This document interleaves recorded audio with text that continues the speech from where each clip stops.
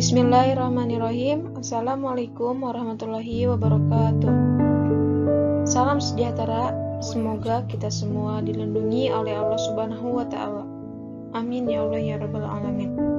Di sini saya akan menyampaikan beberapa materi mengenai ekonomi Islam untuk Indonesia. Selamat menyaksikan.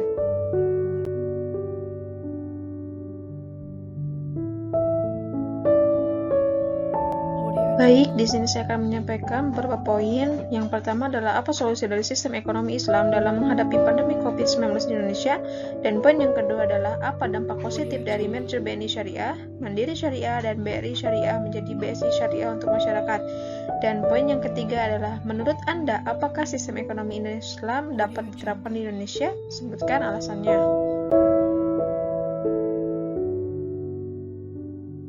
Pembahasan yang pertama mengenai apa solusi dari sistem ekonomi Islam dalam menghadapi pandemi COVID-19 di Indonesia.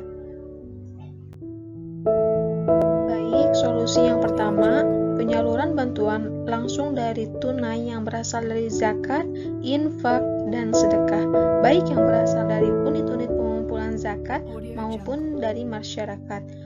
Khusus untuk zakat yang ditunaikan, penyalurannya dapat difokuskan kepada orang miskin yang terdampak COVID-19 secara langsung, sebagai salah satu yang berhak menerimanya, atau sering disebut dengan mustahik. Nah, solusi yang kedua, penguatan wakaf uang, baik dengan skema wakaf tunai, wakaf produktif, maupun wakaf lingkit suku perlu ditingkatkan. Badan Wakaf Indonesia atau sering disebut dengan BWI perlu bekerja sama dengan lembaga keuangan syariah untuk pembangunan berbagai infrastruktur berbasis wakaf seperti rumah sakit wakaf, khusus korban COVID-19, alat pelindung diri, wakaf, rumah isolasi wakaf, atau RIW, dan yang lain-lain. Dan untuk solusi yang ketiga, pengembangan teknologi finansial syariah untuk memperlancar likuiditas pelaku pasar daring secara syariah, di mana pada saat yang bersamaan juga diupayakan peningkatan fokus pada social finance atau zakat, infak, sedekah, dan wakaf.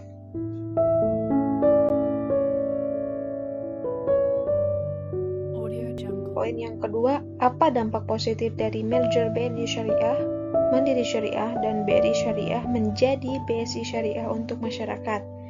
Ini dia penjelasannya. Nah, jadi pentingnya merger BSI Syariah berdampak positif pada bank dan nasabah secara tak langsung. Dari segi bank, merger BSI Syariah meningkatkan pertumbuhan perusahaan secara cepat. Hal ini karena terjadi penggabungan saham antara BRI Syariah, BNI Syariah, dan Bank Mandiri Syariah, sehingga BSI menjadi top 10 global Islamic Bank, semakin menjadi lengkap. Selain itu, merger BSI juga berpeluang meningkatkan likuiditas. Sedangkan dari sisi nasabah, merger BSI bermanfaat untuk meningkatkan literasi keuangan bank syariah. Mengingat rata-rata penduduk Indonesia menganut agama Islam, sehingga penting sekali untuk masyarakat mengetahui tata cara menyimpan dana di bank secara syariat Islam. Selain itu, BSI juga membantu nasabah untuk mendapatkan pilihan produk dan jasa yang lebih beragam dibanding sebelumnya. Dan untuk pembahasan yang terakhir, menurut Anda, apakah sistem ekonomi Islam dapat diterapkan di Indonesia? Sebutkan alasannya. Menurut saya, itu bisa. Karena apa? Karena dengan keadaan penduduk Indonesia yang mayoritas Islam menjadi faktor kekuatan bagi laju pertumbuhan ekonomi syariah di Indonesia. Jadi, membuat ekonomi dan keuangan syariah Indonesia terus berkembang.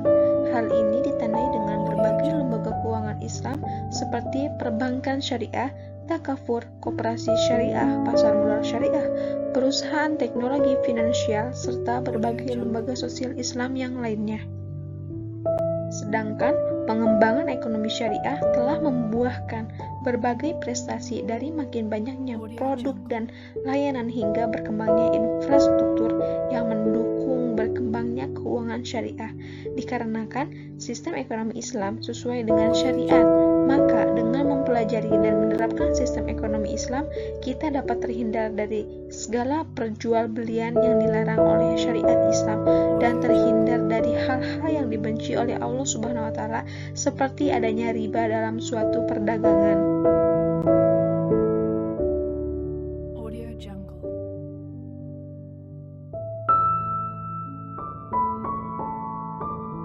Nah, mungkin hanya itu yang dapat saya sampaikan. Semoga kita semua diberkahi oleh Allah Subhanahu wa taala. Amin ya Allah ya rabbal alamin. Sekian dan terima kasih. Wassalamualaikum warahmatullahi wabarakatuh.